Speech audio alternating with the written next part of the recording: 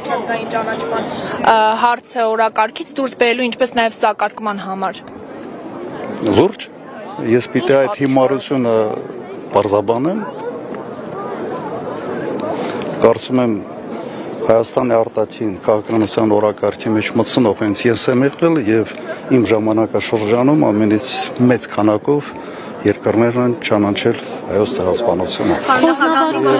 Եվ երբ որ գիտեք մարդիկ, որոնք ուղղակի մատին չեն դրել այս հարցերի համար հիմար դուրս են տալիս,